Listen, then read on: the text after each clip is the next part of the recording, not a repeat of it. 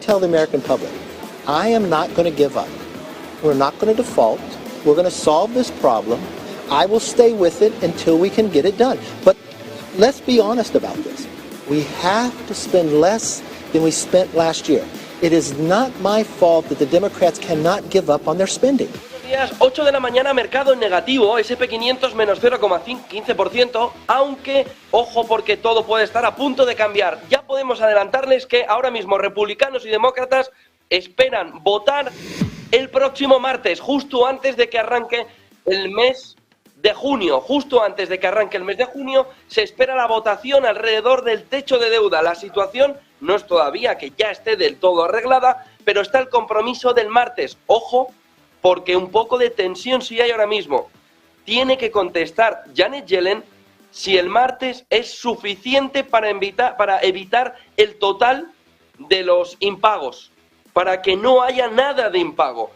Pero ya podemos adelantarles que el martes habrá votación por parte del Senado y también de la Cámara de Representantes, mirando a ver de qué manera se puede pasar ese techo de gasto. La diferencia ahora mismo son unos 35.000 millones de dólares, eso sí, no son menores. La clave fundamental a la que han llegado a un acuerdo es elevar el techo de deuda hasta 2025, justo cuando acaba este mandato de Joe Biden, es decir, limpiar este mandato con una serie de compromisos y esperar ya al siguiente, sobre todo en la carrera electoral. Levantan el techo de deuda hasta 2025, termina el ciclo electoral, pero viene en lugar de con un macro presupuesto con 12 paquetes legislativos distintos. Vale, aquí, en los 12 paquetes legislativos, es donde ahora mismo está la tensión y el miedo sobre qué puede suceder en la tramitación de los 12 paquetes, a pesar de que haya un acuerdo inicial.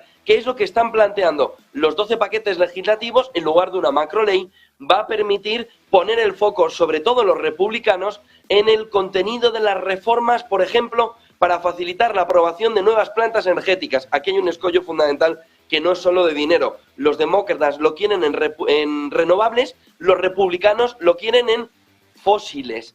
El otro punto fundamental es la cantidad total de gasto en los próximos presupuestos, que no es menor, es año además electoral. Los republicanos insisten en que tiene que haber fuertes recortes de gasto social, y no quiere Biden, porque se juega también gran parte de las elecciones. Pero todo parece indicar que ahora la diferencia ya es menor, como les decía, en el conjunto total del entorno de 35.000 millones. El tercer punto fundamental está alrededor de cómo pueden empezar a aplicar determinadas exigencias republicanas dentro de los 12 paquetes en los que se va a dividir esa macroley. Ojo, porque el punto en el que no hay más salida y se tiene que aprobar ha llegado cuando han escuchado a McCarthy. Por un lado le dice a los demócratas, es que ustedes no paran de gastar y ustedes tienen que cambiar en el mecanismo de gasto. No puede ser que continúen mediante no el austericidio,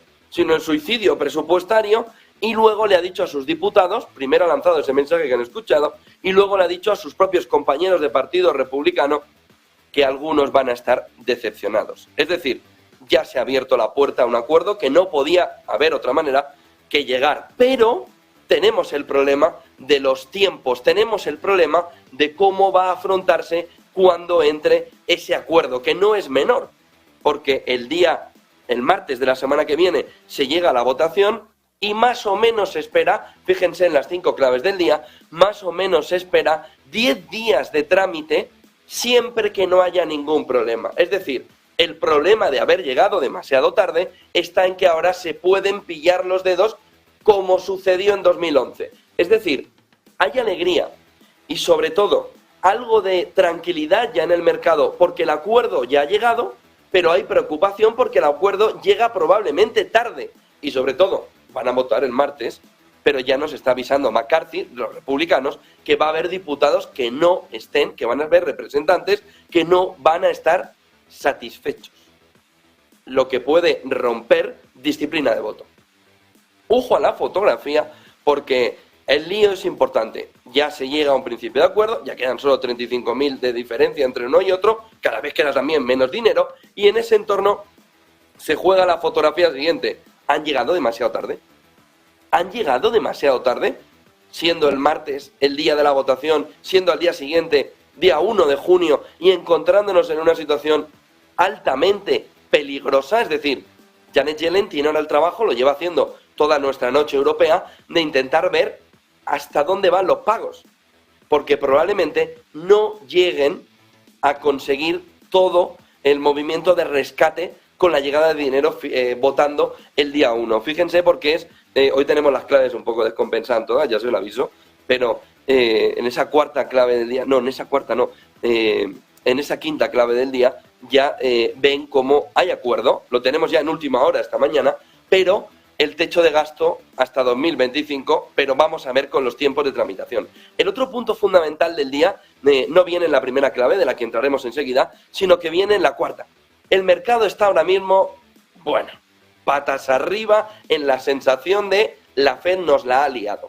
Ahora mismo hay un 100% de probabilidad, de que haya una subida de tipos de interés en Estados Unidos, o en la próxima reunión de junio, o en la siguiente reunión de julio, o en la reunión de junio, o en la de julio. Es decir, puede no haber pausa. Piensen que hemos caminado toda la semana desde un 10% de probabilidades de una subida de tipos a un 40%. Pues ni con esas. Puede haber ahora mismo una subida ya, incluso en el mes de junio, dentro de apenas 20 días, donde la Fed rompa la pausa sin haberla empezado. ¿Qué está sucediendo? 2 años americano, ya en el 4,53. El 4,53 es el tipo más alto del 2 años, que hay que trasladarlo al movimiento anterior a las quiebras bancarias.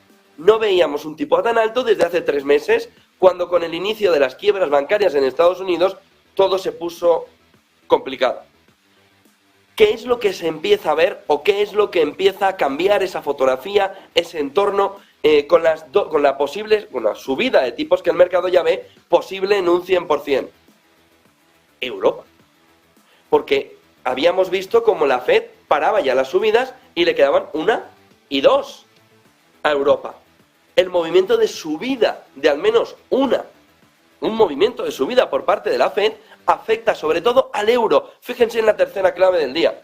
Aquí hay alguien que tenía más información. Aquí hay alguien que estaba moviendo qué iba a suceder alrededor del movimiento de subidas de la Fed, porque el euro ha perdido un 2,6% en mayo, solo por el giro agresivo de la Fed inesperado y la amenaza de apuntalar la inflación, como les decía, con al menos una subida. Ojo con al menos, porque al menos significa que la pausa puede no haber llegado, a pesar de que Jerome Powell dijo nos podemos tomar ese lujo. Pero si la Fed rompiera la pausa sin haberla empezado, subiendo 25 puntos básicos más, claro, también pueden volver a cambiar de opinión y subir 25 puntos más.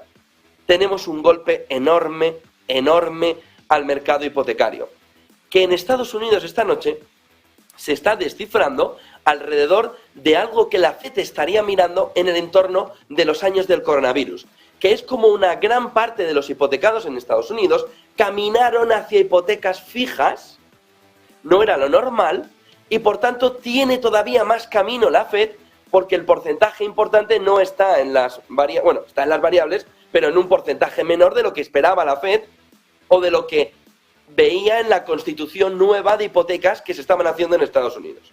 De tal manera que ha encontrado una especie de erial, de vergel, alrededor de quienes cambiaron, no solo tienen ahora embalsado una gran cantidad de ahorro, sino cambiaron a hipoteca fija en Estados Unidos, cambiaron el modelo.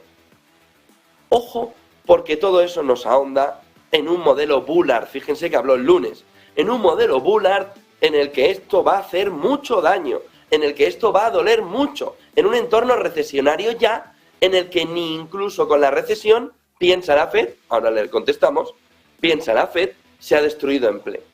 Miren, lo que tenemos claro, lo que se ve claro en los últimos 80 años, en los que ha habido una recesión, es que la pérdida de empleo llega justo cuando se anuncia la recesión. Cuando el empresario ve, estamos en recesión.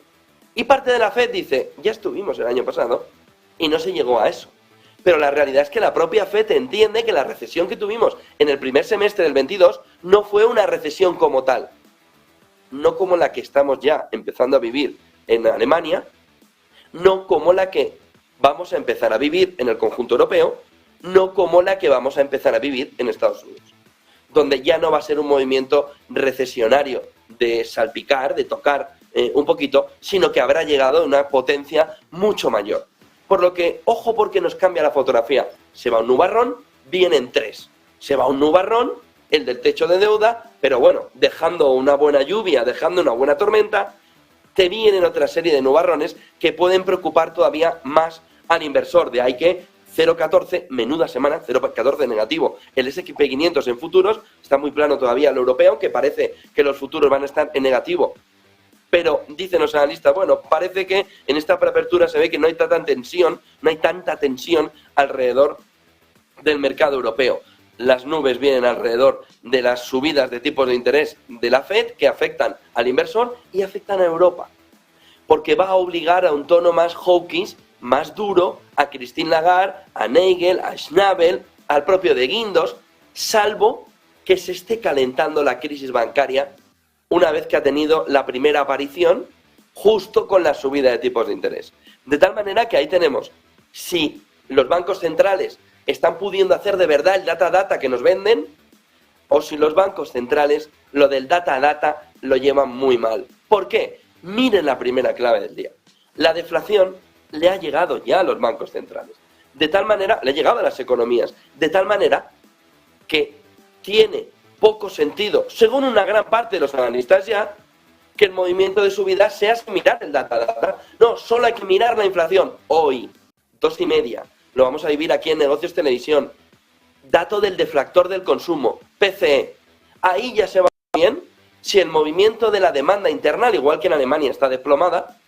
Ayer vimos caída de más del 1% en ese movimiento de caída de la demanda interna muy extraño en la economía alemana en las últimas décadas. También se empieza a reflejar en Estados Unidos mediante un movimiento de deflación que vemos en el deflactor del consumo. Lo vamos a ver a las 2,5. Pero fíjense en este gráfico, porque este gráfico, alrededor de la deflación que nos compartía en la jornada de ayer Robin Brooks, nos está apuntando que hay una deflación global.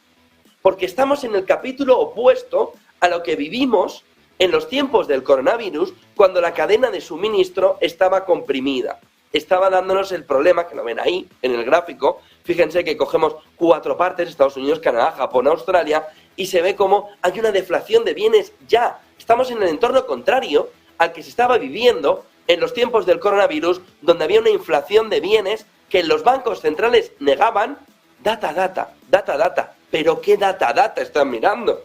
¿Pero qué data llevas mirando los últimos más de 2 años ya? Cuando veías un movimiento inflacionario, se ve en el gráfico, sobre todo vinculado a la cadena de suministros, pero que iba a marcar inflación de una manera evidente, aquello de, si no hay PlayStation, y acaba de salir la 5, y nadie la podía tener. En ese entorno se repite el escenario en el que los bancos centrales vuelven a errar, con un problema mayor. Ahí estaban generando inflación lanzando dinero a los gobiernos. Ahora están generando recesión, retirando todo el movimiento crediticio, no los gobiernos, sino los bancos centrales. De tal manera que este gráfico nos marca que algo del data no tienen. Porque si tienen el data, deberían estar viendo cómo la deflación, es decir, la caída de precios, ya ha llegado. Y llegar tarde a la deflación nos lleva a un entorno japonés. Ojo al movimiento, porque fíjense en el gráfico que estamos viendo intensamente en los tiempos diferentes a los del coronavirus. Está sucediendo todo lo contrario.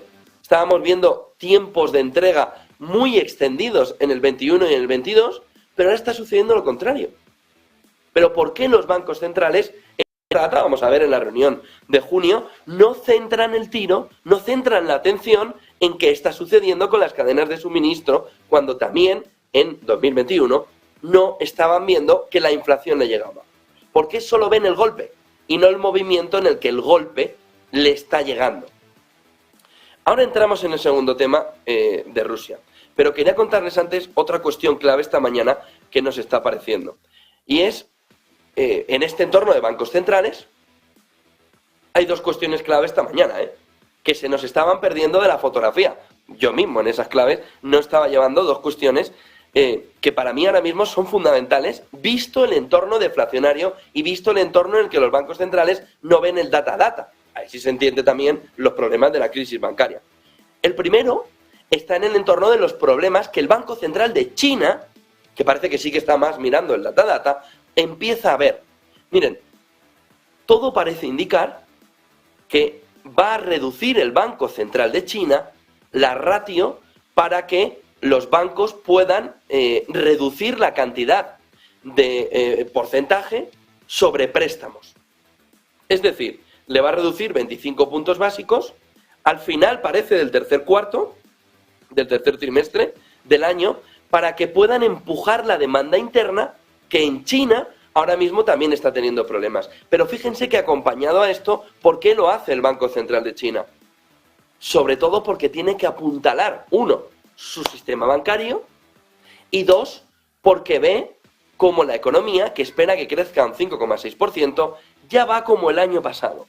Hoy ya vemos como los economistas que ha analizado, que ha entrevistado, que ha hecho el survey Bloomberg, ya está en el 5,5. Ya está el movimiento en el que ya no va tan arriba, en el que ya lo recorta, en el que ya lo frena. Pero acompañado del data que China sí está haciendo, y no el resto de bancos centrales, tal y como China sí está haciendo, y cuidado, porque eso es otra ventaja competitiva para China a la hora de ver cómo recupera mejor su demanda interna, nos aparece la crisis financiera otra vez, la crisis bancaria. Miren, acabamos de conocer que no hay acuerdo, vamos a cambiarlo, no hay consenso entre UBS y el gobierno suizo sobre cómo tienen que cubrirse los 9.900 millones de dólares de pérdidas que UBS entiende que tiene Credit Suisse y que en el proceso de compra aquel salvaje que en un fin de semana lo quiere, no lo quiere, que ¡pum!, te lo comes. Ahora en la digestión dice, no. Dijimos que nos dábamos un plazo hasta junio en el que me ibas a detallar cómo me dabas precisamente esas garantías. Ojo sobre todo, sistema bancario europeo, si lo que en el fondo nos está queriendo decir UBS es que si no le da la garantía de cómo recuperar esos 9.900 millones de dólares, el acuerdo se puede fumar. Ojo, porque es el cambio fundamental esta mañana respecto también al movimiento de la crisis bancaria europea. Se controló Credit Suisse, se evitó parte del contagio hacia Europa, desde Suiza. Todo debería estar preparado para el 7 de junio.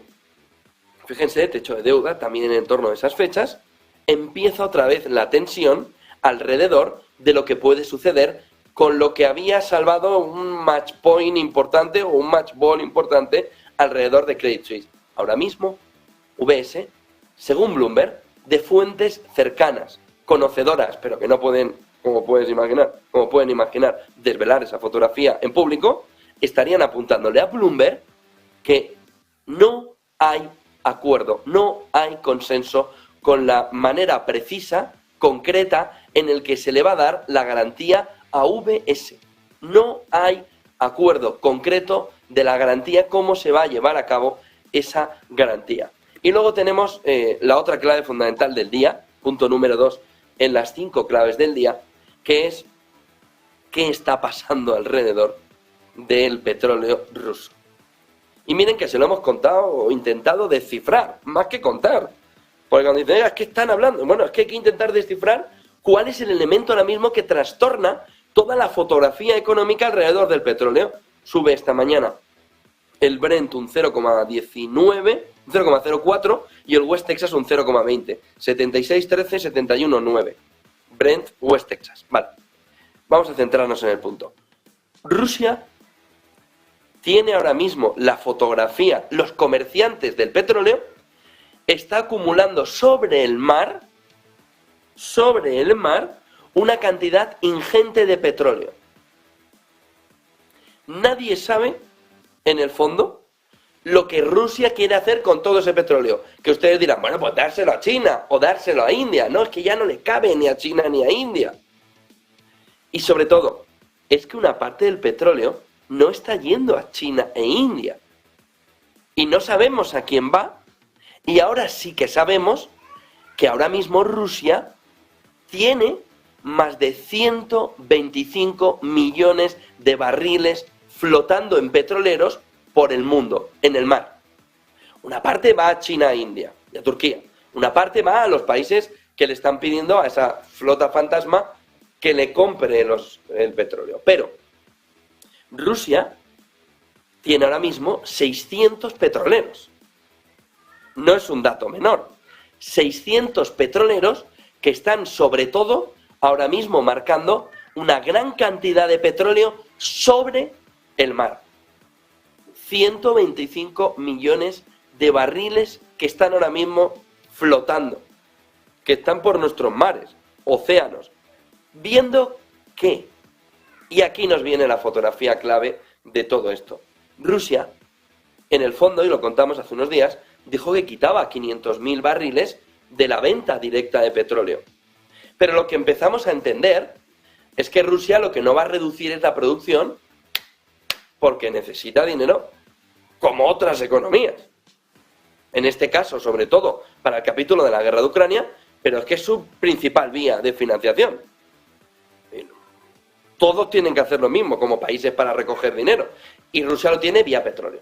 ¿Qué es lo que está haciendo? ¿Qué es lo que están buscando los comerciantes del petróleo? Esos grandes comerciantes que han hecho gran parte del negocio donde había problemas con estos, o con Rusia en este caso. Voy a decir con estos petroleros. Dejarlos en alta mar. Esperando por un lado que las sanciones se acaben, que las sanciones viren antes o después, y buscando quién, que van apareciendo sobre todo en el entorno recesionario como países, levanta la mano para decir, dame de eso, a los comerciantes del petróleo. ¿Por qué en alta mar? ¿Por qué como flota fantasma? ¿Por qué fuera del radar? Porque es más fácil colocarlo, sobre todo cuando ha pasado un tiempo determinado. De tal manera que no es la primera vez. No es la primera vez. La clave fundamental esta mañana es que los comerciantes del petróleo le han brindado a Vladimir Putin la misma opción que le brindaron a Saddam Hussein en el inicio de la guerra en los 90.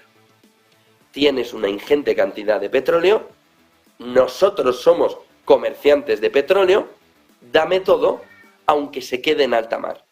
Y a partir de ahí, ya me encargaré yo, que soy comerciante de petróleo, en repartirlo a quien de verdad lo necesita, como yo sé repartirlo. ¿Qué se creen?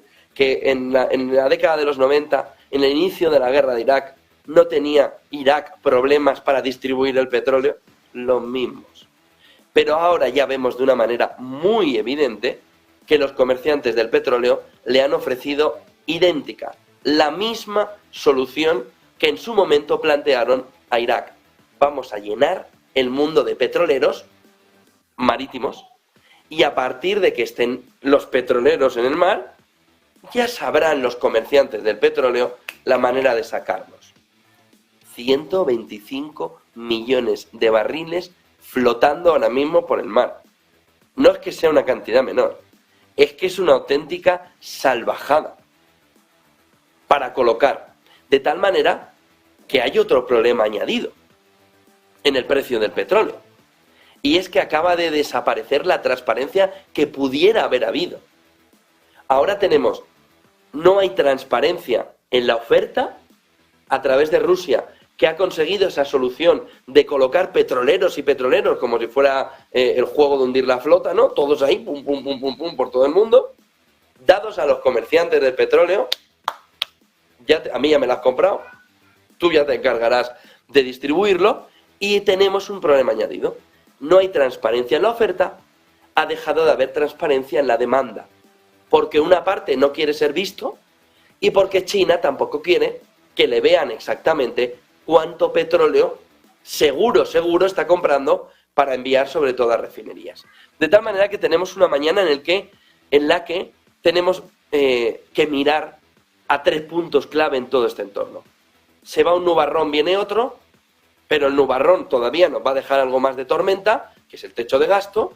En Estados Unidos martes se vota, veremos cuánto se llega a tiempo, porque en 2011 sucedió lo mismo y llegaron pisándose los dedos, y tenemos también la fotografía de que la Fed va a subir tipos o rompiendo la pausa ahora o rompiendo la pausa en la siguiente reunión. Y eso le genera un problema a Europa y eso genera sobre todo un movimiento del euro en el que su fotografía es la de tensión. Hoy sube 0,11 a estas horas, pero está en 1,073, cuando lo vimos en el entorno del 1,10. Y luego el otro problema no visto, o los dos problemas no vistos, están alrededor de la deflación. La deflación de bienes, que es incomprensible que los bancos centrales no tengan ya en la fotografía, y sobre todo la fotografía del petróleo sobre el mar, que nos genera la no transparencia alrededor de la oferta y de la demanda.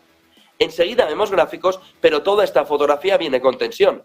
Eva Villanueva, cómo vienen los mercados en Europa en futuros y cómo viene también la fotografía asiática en esta jornada en la que el techo de deuda parece que ya lo tenemos descomprimido, pero en 12 partes. Veremos las 12 partes lo que nos deja. Buenos días, Eva, cuéntanos.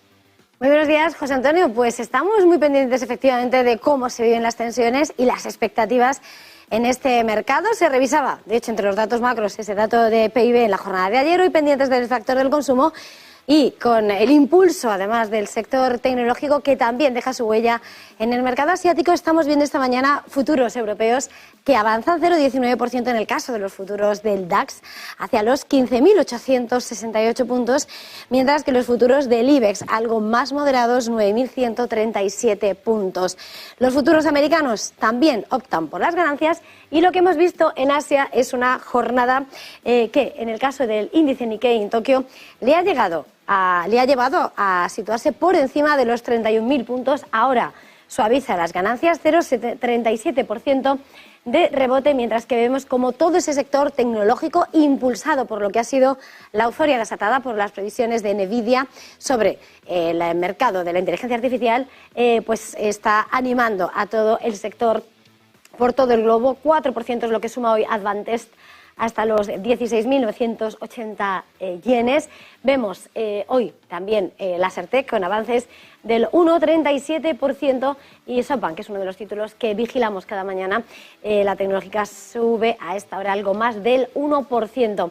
Hoy, que por cierto, estamos también vigilantes del precio del petróleo, que ha vuelto a retomar ganancias esta mañana.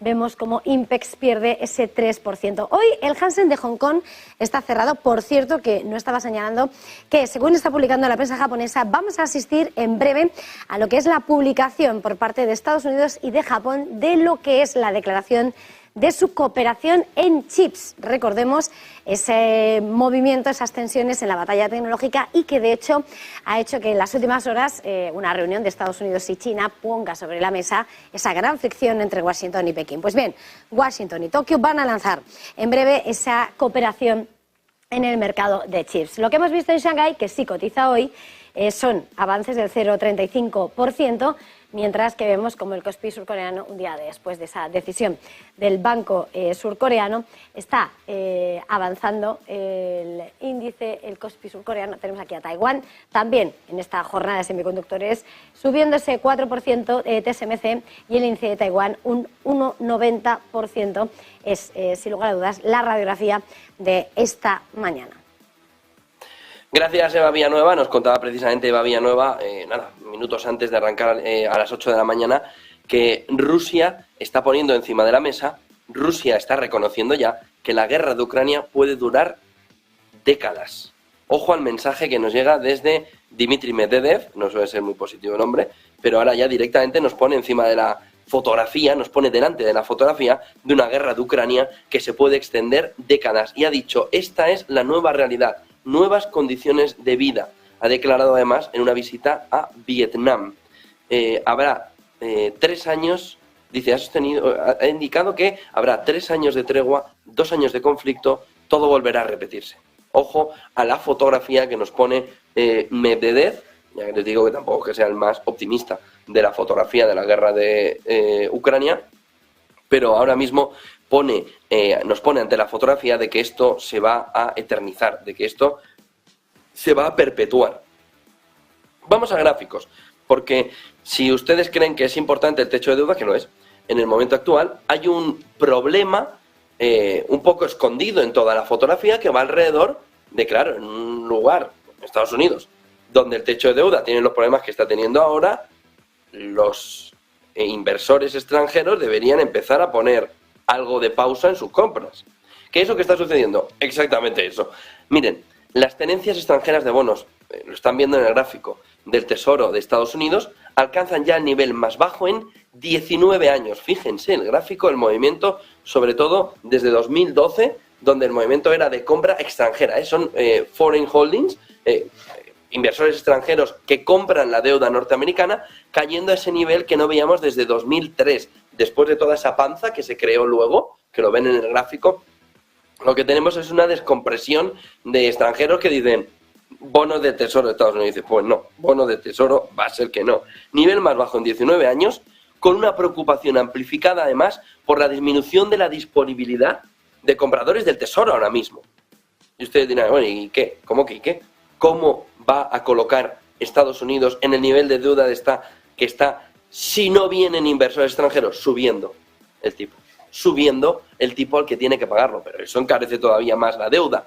De tal manera que participantes del mercado empiezan a reconocer que el verdadero riesgo esta vez no radica en no lograr el acuerdo del techo de deuda, que además lo van a alcanzar, y lo venimos diciendo hace semana, que era un teatrillo, para que se han pillado los dedos en el teatrillo, sino en la naturaleza cada vez mayor y preocupante que sí que debería continuar más allá del techo de la deuda sobre el problema de la deuda y la generación de una deuda perpetua que en algún momento va a tener alguien que poner un poco de cordura. Es como si usted va al banco y todos los años se endeuda muchísimo más de lo que puede y el banco se lo sigue dando.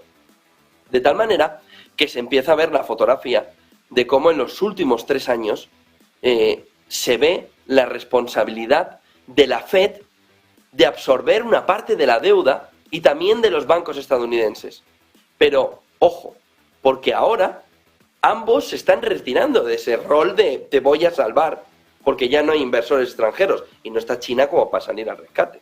De tal manera que si China tampoco sale al rescate, ¿qué tenedores o qué compradores extranjeros entran a sustituir a China? La falta actual de demanda no solo es un problema creciente cada vez más, sino que en última instancia el gobierno norteamericano, la administración Biden, puede requerir la intervención de la Reserva Federal como comprador de último recurso. De tal manera que nos metemos otra vez, ¿dónde? En un entorno inflacionario. Para pagar los desmanes de los gobernantes, los ciudadanos se tienen que arruinar vía inflación. Luego le darán la paguita o le darán la limosna, pero la realidad es que le habrán dado un golpetazo enorme vía inflación y ahora que estamos todavía en un entorno inflacionario y con los tipos disparados, vemos cómo nos acecha el problema de la crisis de deuda, sobre todo desde la vía de Estados Unidos, aunque también China, pero desde la vía de Estados Unidos. Pero Estados Unidos ha tenido durante mucho tiempo a China como salvavidas de esa fotografía. No lo tiene. No lo tiene. De tal manera que cuidado con que la Reserva Federal sea empujada, sea impulsada para ser ese comprador de último recurso a través de más dinerito que tiene que poner la máquina a funcionar. Miren, que el mundo está cambiando es evidente y no lo puede negar ni Estados Unidos, ni Rusia, que lo está afirmando, ni Europa, ni nadie. La globalización se acabó. Miren el siguiente gráfico. Rusia, Irán y Venezuela impulsando los flujos a los 2 principales países asiáticos. Ya ha acabado el movimiento en el que había una globalización que permitía incluso el control de algunas cuestiones. Ven en este gráfico como las importaciones totales de China a India vienen sobre todo como con un aumento del petróleo de estos 3 regímenes, que los 3 tienen ahora mismo problemas, aunque a Venezuela le van liberando porque ya no es malo malísimo, sino que simplemente es malito, pero la realidad es que los 3 están en un sistema, en un movimiento internacional en el que tienen ahí una sanción, un problema, y sin embargo están consiguiendo dentro del bloque tener un aliento. ¿Qué es lo que se está encontrando? Se está encontrando la realidad del mundo y sobre todo el G7. Y el propio G7 ya dejó claro en la reunión del pasado fin de semana que las economías más desarrolladas es decir, Estados Unidos, Europa, Japón, y las emergentes, China, India, Brasil y Sudáfrica, por ejemplo, entre otras, vamos a ver Turquía, donde se coloca en toda esa fotografía, ya están marcando un camino en el que quieren sobrevivir ellos solos, intentando eliminar o cambiar de la fotografía económica al resto. Se acabó la globalización, como la hemos entendido durante las últimas 3 décadas. Y cada dato, este también, aunque parezca menor, nos confirma que ese cambio de desglobalización ha llegado. Y ojo al inversor, porque el movimiento de desglobalización cambia pautas de inversión, cambia pautas de consumo, cambia pautas en la fotografía. Si estas transacciones comerciales con el petróleo nos están reflejando ya que la Guerra Fría, segunda, económica sobre todo, está ya planteada, también bélica, pero también económica, nos estaría reflejando que la desglobalización ha comenzado a un ritmo súper acelerado. Esto no va lento, esto va muy rápido. La participación ahora mismo combinada, ven en el gráfico, representa ya más del 30% del total. De tal manera que ahí está la fotografía clave de la separación entre bloques. Y en esos bloques, donde les decía, está China, está India, está Brasil, está Sudáfrica, miren el siguiente gráfico, no son precisamente menores. Es decir, Estados Unidos, Europa, Japón, Europa entendido también Reino Unido, deberían empezar a ponerse, si no a temblar, a tener algo de subida de tensión. Miren el gráfico que les decía, Brasil está en camino de convertirse en la Suiza de América Latina. Está surgiendo un enorme país con un superávit comercial como ningún otro país de la región, lo que le va a dar a Brasil estabilidad externa, una moneda además fuerte, a diferencia del resto, sobre todo de contrapartes en la región, pero Brasil se está convirtiendo en el ancla. Fíjense el superávit, Fíjense el gráfico en el que Brasil está ahora mismo, pero como una bestia económica. Y no de ahora, lleva ya años. ¿Y qué está haciendo? Está apuntalando todavía más a ese bloque de Rusia, de India, de China, de Sudáfrica y de países BRICS que ya no van a ser un convidado de piedra, van a ser elemento fundamental. Y además, no solo por la vía energética, sino por la vía alimentaria, por la vía de que son grandes potencias exportadoras que unidas todas ellas no pueden ser obviadas, no pueden ser empujadas fuera de la fotografía por Occidente, por Estados Unidos, por Europa, más Reino Unido y Japón. Por lo que, ojo a este gráfico, porque unido con cómo la desglobalización y la Segunda Guerra Fría nos va viendo con el gráfico anterior que hemos visto del petróleo, nos está marcando que es que se está conformando un pedazo de bloque para oponer la hegemonía que ha tenido Occidente y que puede seguir manteniendo, pero que se le está viendo ya que le vienen como un camión por el otro lado. Otra de las claves fundamentales, miren el siguiente gráfico, viene por los países satélite y sobre todo lo que incluso Rusia con su entorno quiere fomentar. Este gráfico nos explica que, por un lado, vimos hace unos días cómo Uzbekistán, Bielorrusia, Kazajstán, Georgia, Kirguistán, Azerbaiyán, que están en este gráfico, conformaban para países europeos como por ejemplo Alemania una vía de escape. Países que de repente aparecían más 400%, más 1000%. ¿Por qué? Porque estaban buscando alternativas en un entorno en el que países satélite de Rusia hacen efecto sustitución sobre exportaciones que iban a Rusia. Pero aquí se entiende menos. Salvo que Rusia esté dando, entiéndanme la expresión, esté dando de comer a los países satélites que también necesita, porque además son países friendly, como dice Rusia, ¿no? No son unfriendly como nosotros, sino que estos son friendly. ¿Y qué son estos friendly para Rusia? Países que necesita Rusia que crezcan. Lo están consiguiendo ellos mismos, sin la ayuda de Rusia, viendo cómo se desvían determinadas exportaciones. Pero no solo eso, sino que ahora vemos que China, país muy vinculado a Rusia, que está en el bloque, que lidera con Rusia, incluso ahí nos está planteando que China está poniendo más exportaciones a Turquía, Bielorrusia, Uzbekistán, bueno, las está disparando. ¿Por qué? Bueno, la opción principal es, quiere evitar futuros problemas de sanciones. La opción que los economistas están moviendo con más fuerza ahora mismo es que es Rusia la que está moviendo a China también para que mejore las economías de esos países satélite que luego también van a echarle una mano en cuestiones de reexportación hacia Rusia. Es decir, hay un interés, no sabemos si oculto o no oculto, precisamente en que los países satélite tiren su economía hacia arriba. Y sobre todo intenten evitar, por ejemplo, las sanciones. Vale, tenemos última hora. Japón acaba de anunciar que aumenta las sanciones a Rusia con el G7 por y como condena al despliegue de armas nucleares en Bielorrusia. Dice Japón que va a imponer esas sanciones adicionales a Rusia después de que en la cumbre de los 7, que se celebró en Hiroshima, manda narices, que el país organizó la semana pasada, va a intensificar esas medidas porque necesita castigar a Moscú, dice Japón, a Rusia, después de ver el despliegue de armas nucleares en Bielorrusia. Japón aumenta las sanciones a Rusia después del G7. Y Medvedev, que ha empezado hoy en día con ganas, está con fuerza, tiene el café bastante cargadico, ya lo hemos escuchado antes, ahora dice, más que dice, amenaza con un ataque preventivo si Ucrania recibe, y Rusia tiene la percepción de que lo puede haber recibido, armas nucleares. Dmitry Medvedev, el expresidente y vicepresidente del Consejo de Seguridad de Rusia, dice que Moscú tendrá que lanzar un ataque preventivo si Occidente envía armamento nuclear a Ucrania. Y Rusia dijo que tenía la visibilidad ya que, por ejemplo, Reino Unido había mandado determinadas armas que no estando en la parte alta de la cadena nuclear, sí están en la parte baja.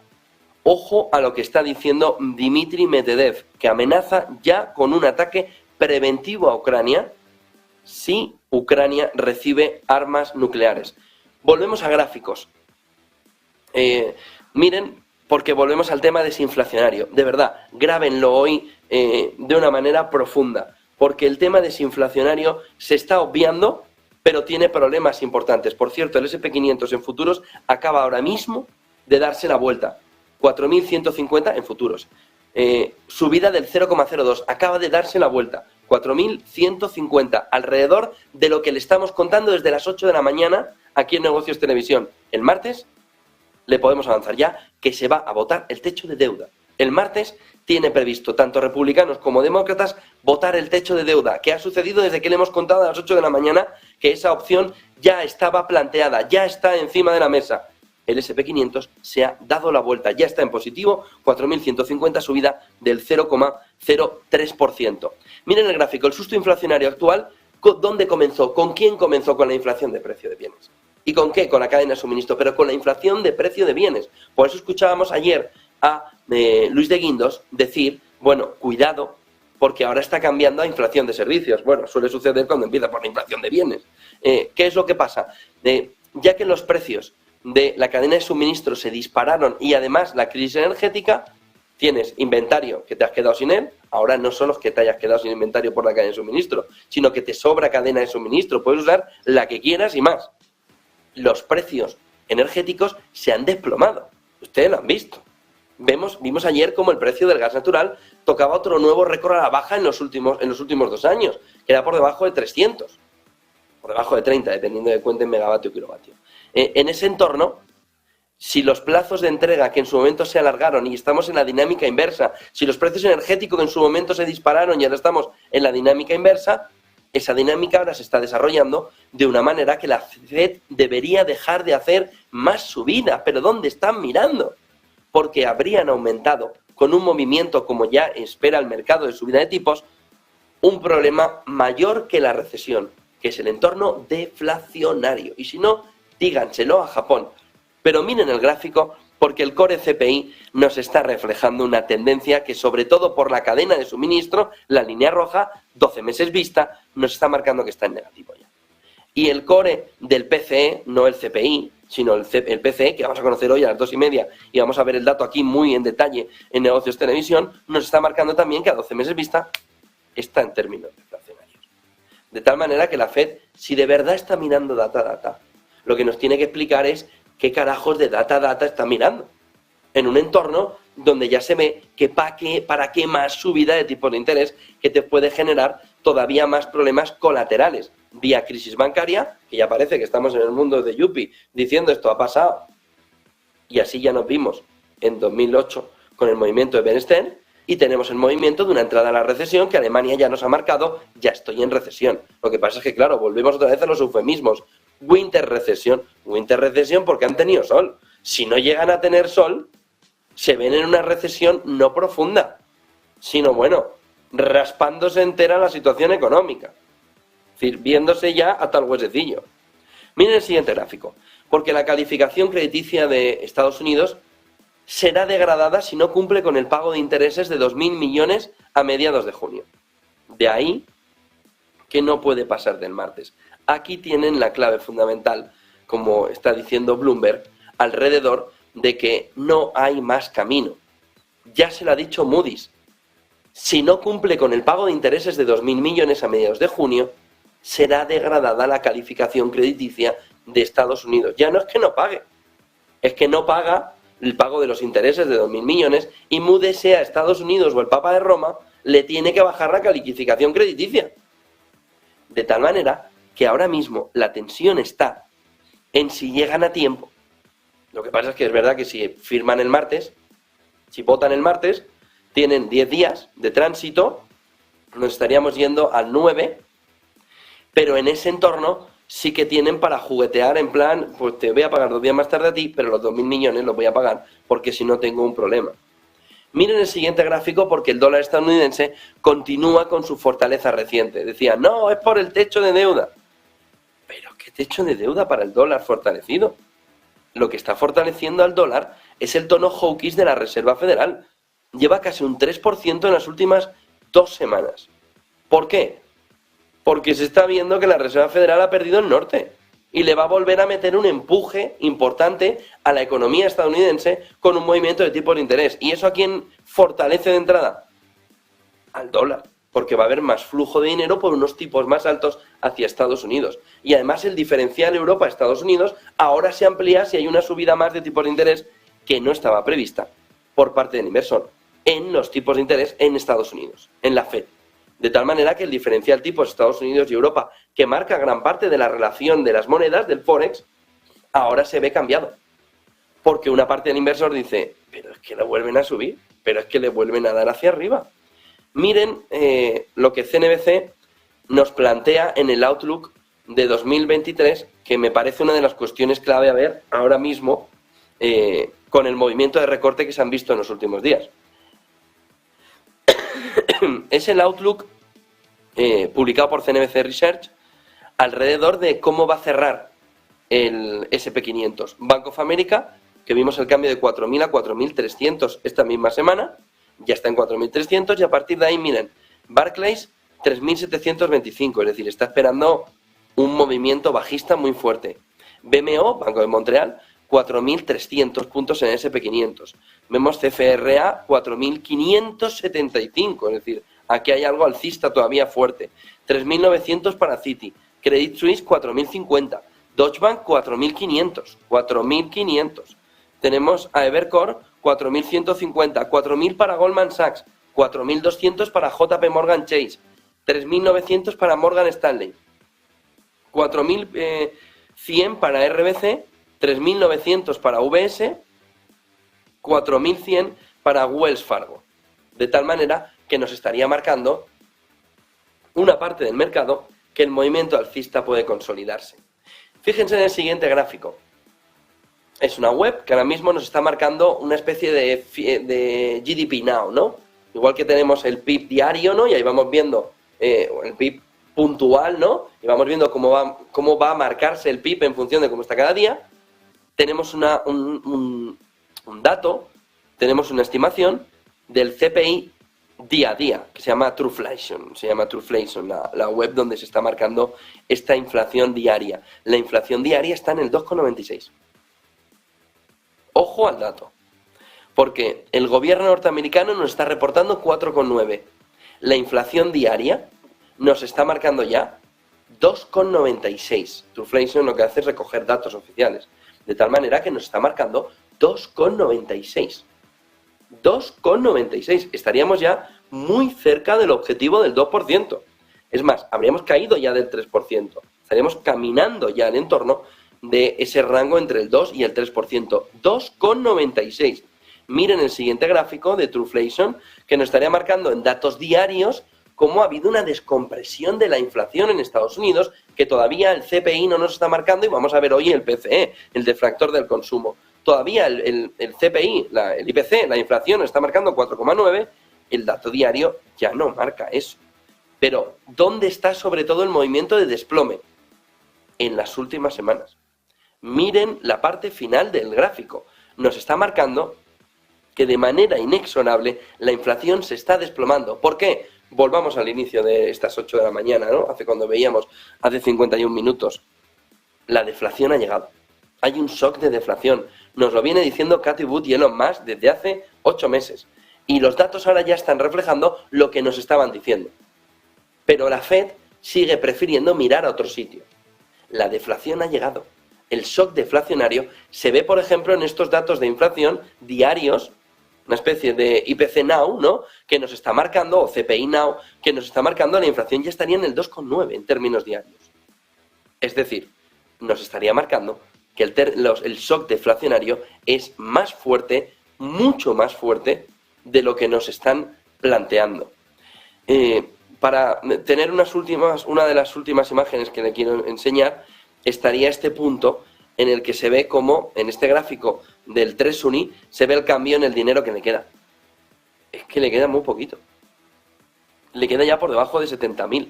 En este, que es el último dato que tenemos, se ve que el gobierno norteamericano tiene ya muy poquito. Es verdad que fíjense lo que nos decía las agencias de calificación. Le reducimos la calificación si no paga 2.200 millones. Estamos hablando de que le quedan al menos 50.000 millones.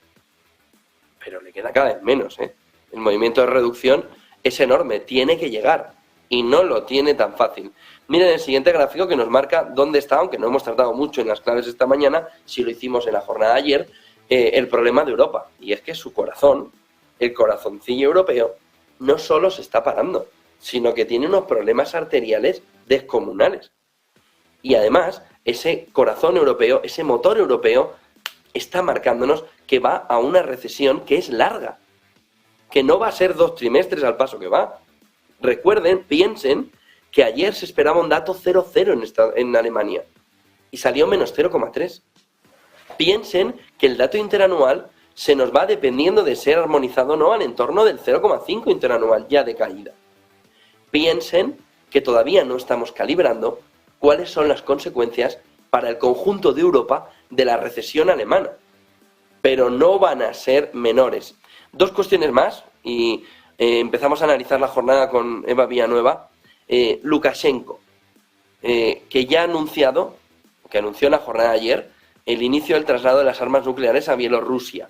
Ojo, porque la Casa Blanca ya ha contestado, lo ha hecho en las últimas horas, tachando de irresponsable ese traslado de armas nucleares tácticas a Bielorrusia, ya anunciado, pero matiza que no ve indicaciones de que Rusia se prepare para utilizarle. Así nos lo está contando el Confidencial, matizando precisamente en ese titular que no hay indicaciones por parte de Estados Unidos de que Rusia se esté preparando para utilizarla, por lo que Jean-Pierre anoche nos apuntó en la rueda de prensa que no hay un cambio de posición por parte de Estados Unidos.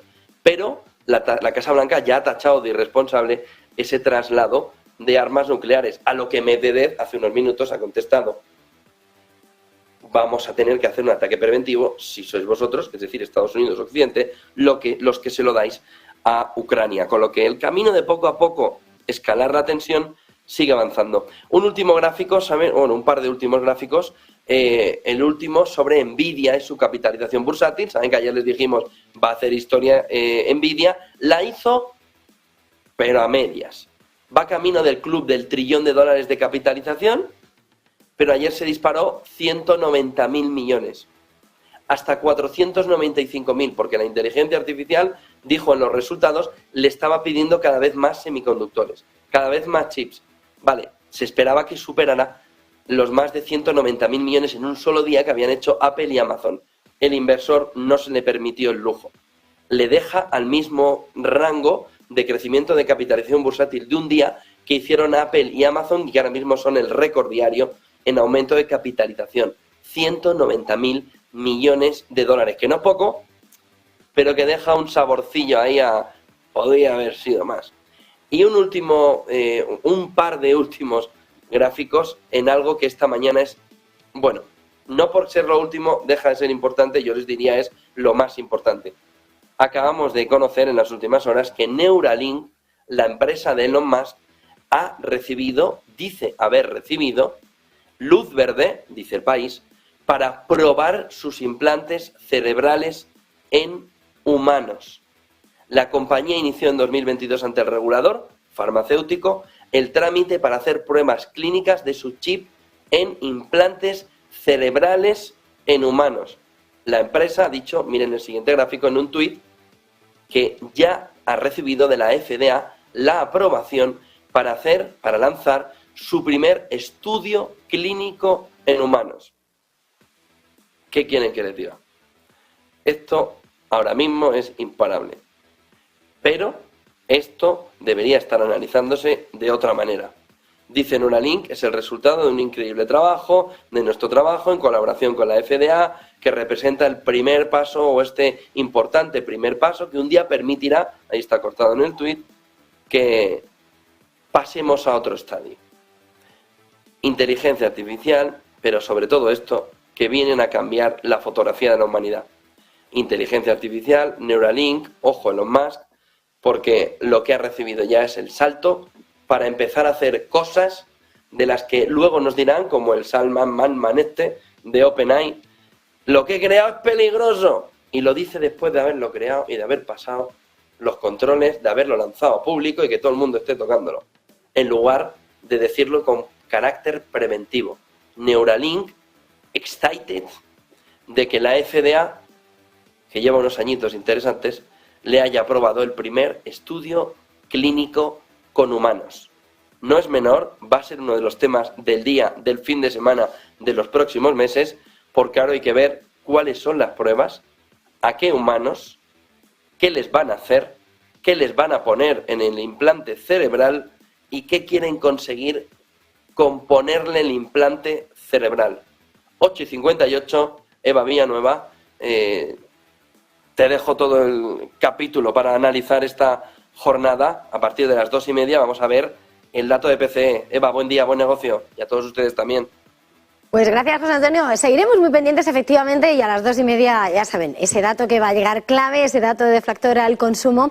Pero sin lugar a dudas, la crónica de esta mañana se va alimentando con la que ellos son algunas de las referencias que se han puesto sobre la mesa y que nos hacen mirar a distintas partes del globo, de un lado al otro. Las más madrugadoras han llegado por parte de esos precios que vigilamos y nos hace mirar a Japón, porque la inflación en Tokio se ha ralentizado, pero un índice clave, en concreto sin combustible, está alcanzando máximos de 4 décadas. La inflación subyacente del consumo en la capital de Tokio se ralentiza y, como decimos, es clave porque se toma como un indicador adelantado de las tendencias a escala nacional.